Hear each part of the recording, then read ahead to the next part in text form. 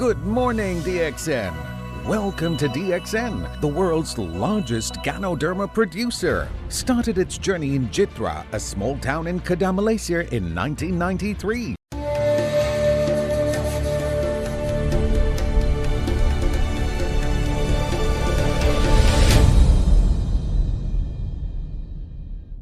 So good morning sa inyong lahat.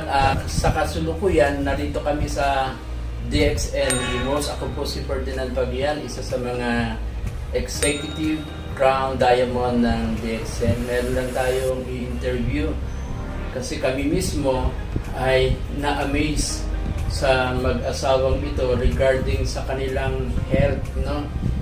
Ayaw ko nang magsalita, baka sabihin ninyo ay nagiging mabulaklak lang akin yung mga pananalita.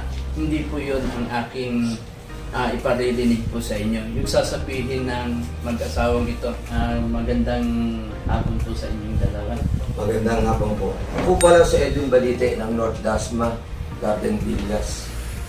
Kasama ko po ang aking wife.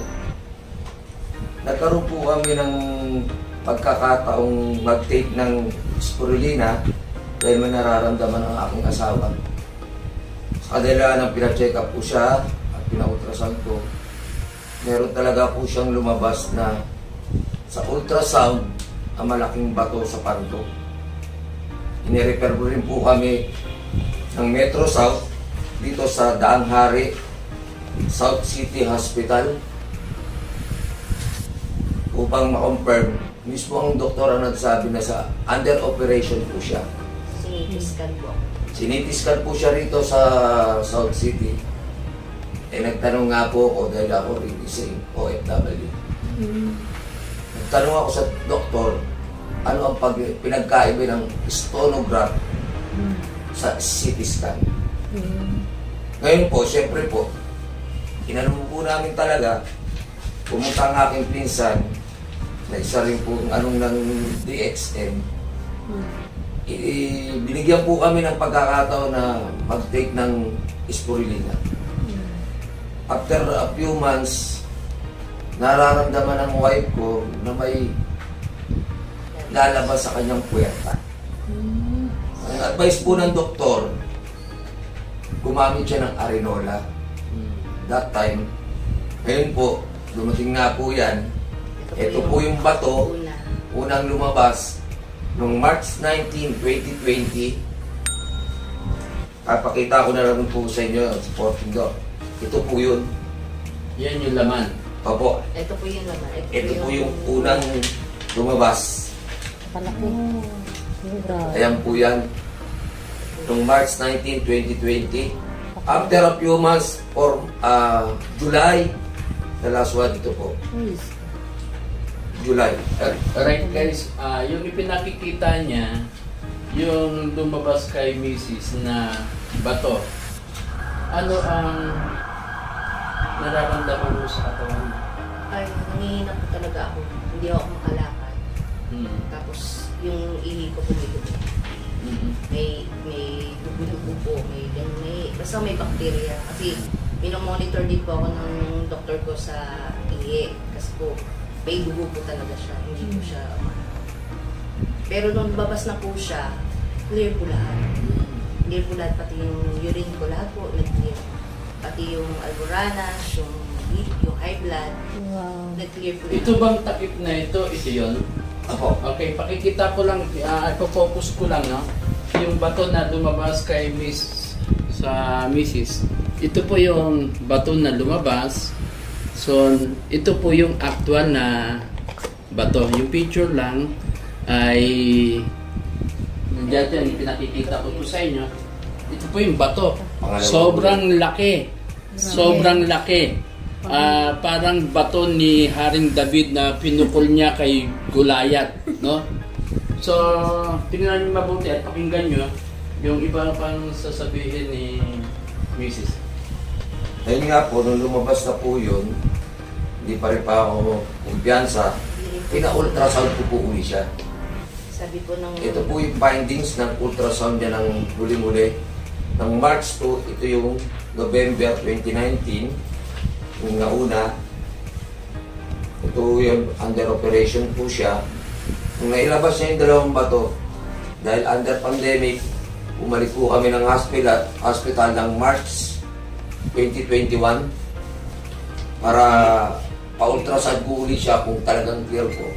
Nandiyan po yung doctor certificate niya. Yung patunayan na wala na yung bato niya. Wala Ito na. naman May yung bato po. may bato pa siya. Pagkatapos, Pina-ultrasound ko po ulit siya. doon kayo na-convince na wala na nga. Apo. Opo. Pero ano naman ang pakiramdam mo nung lumabas na yon? Okay na po. Naging maayos na po yung lakad ko, yung pagkain ko, Pati sa almoranas pagtuloy niya. ko, naayos na po At lahat. ito yung sa almoranas. Nawala ko yung almoranas ko. So, bukod sa bato, meron ka pa Almoranas ko. almoranas. May high blood din po ako. Oh, Thank you, Lord. Wala na po, nag-normal na po Spirit lahat. na yun. Dahil na po sa spiritual. Wow. hindi kaya, baka naman yung karamihan sa mga may high blood, meron din ganun, no? May mga bato. Totoo yan. Baka maliliit salbahan lang. yung sarili Ito po niya. Ito po Ay, yung totoo po yan. doktora.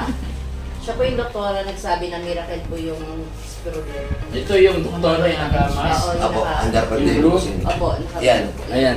Ito yung picture ng doktora at si ate na nag-check up sa kanya at ang sabi daw ng doktora nung lumabas yung bato. Napakalaki oh. Tignan mo yun doon sa plastic oh. Napakalaki. No? Akala mo pa batong panghilod eh. No? Napakalaki. At ang sabi nga ng doktor, dahil dyan sa spirulina, yung spirulina ay miracle. Miracle lang. Miracle po. Totoo yun, pag may kidney stone po kayo, minsan nasabi nila na mataas ang dugo, high blood. Merong kidney na hindi nagpa-function. Yes. Based by on experience po, dati po akong marino. Yes. May mga kasama ako, isa rin ako kasi nagkaroon ng kidney stone.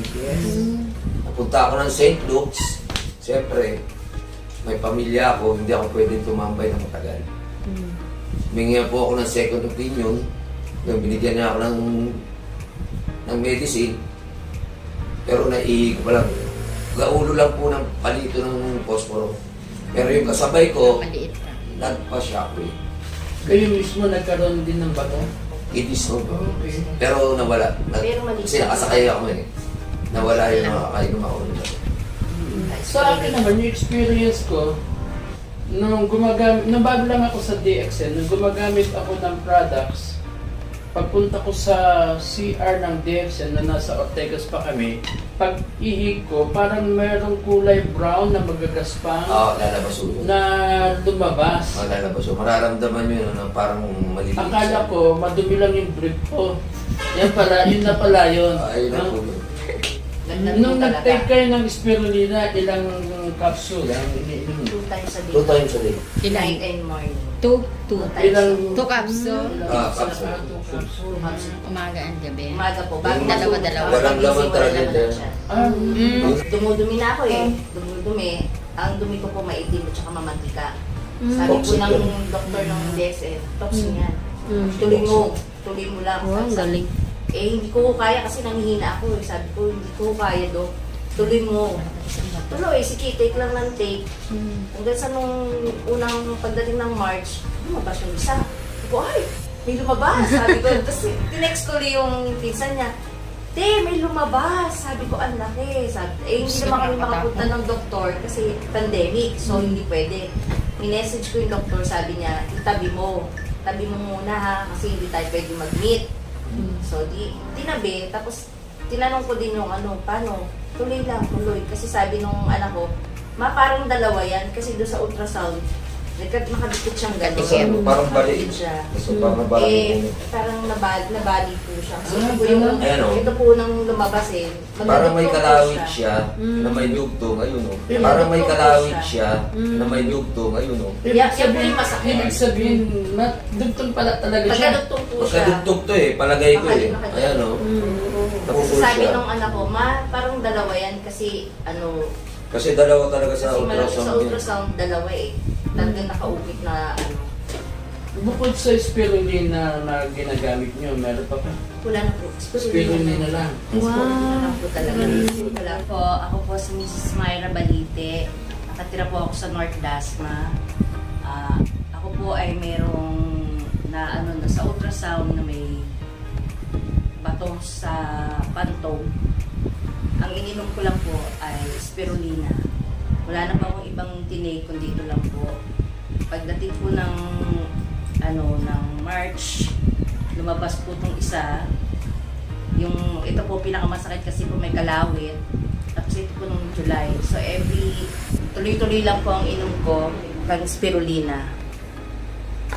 So nakikita yan. Yung nasa loob ng box ng bottle na yan, lalagyan. Ang totoo po ako po for operation na po. Kaso po, napakilala po sa akin ng DXN ng spirulina. So ito po ang tinake ko hanggang sa lumabas na po siya na. Inihi ko po siya sa Arinola. Sa Arinola lang po ako dahil po ang bili ng doktor sa akin. Meron po akong mga documents na magpapatunay na ako po ay meron talaga. Meron po ako talagang na bato sa panto. Ano po yung hawak na yan? Na record? Ito po ay record po. Tapos ito po yung clearance ko na clear na. Ito po yung unang Mga meron po. medical record mo? Medical Ako. record po. Na check up po na ako talagang meron bato sa panto. Ito po yung unang-unang ultrasound niya na nagpapatunay na yung bato niya is under operation. Dumating po sa puntong nagkaroon ng pagkakataong mag-take siya ng spirulina. Lumabas nga po yun. Pina-ultrasound po uli yung misis ko para sa katunayang maging clear. Meron po ng ito yung huling-huling ultrasound niya. At ito yung medical record ng doktor na si Dr. Kimboy na nagpapatunay na miracle ang spirulina. Ito po yung doktora ko. Si Dr. Kimboy, naka-pink po. Siya po may hawak ng spirulina. Sinabi po niya, miracle ang spirulina. Dahil kayo nakatulong ang products ng DXN sa kalusugan ninyo, ay i-share nyo naman sa mga nanonood sa inyo ngayon para sila ay makinabang at makatulong sa kalusugan ninyo. Kung kayo po ay talagang meron pong nararamdaman o ano man po, take lang po. Huwag na po kayong mag-hesitant na take lang po. O nandun po yung hihina kayo kasi po, ano po talaga yun part daw po sabi ng doktor na lalagnatin ka, mawalan ka ng ganang kumain, talagang lalo pong manghihina ka. Pero tuloy lang ang laban, tuloy lang ang inom at makukuha nyo rin po. Lalabas po siya lahat. Thank you po.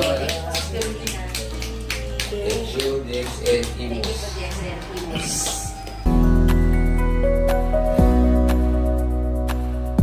Make sure you find the time and spend some money for your health before it is too late. DXN products help your body to maintain optimal health. Give them a try, and you will feel the benefits of DXN products in a more natural way. Thank you for spending your time with us.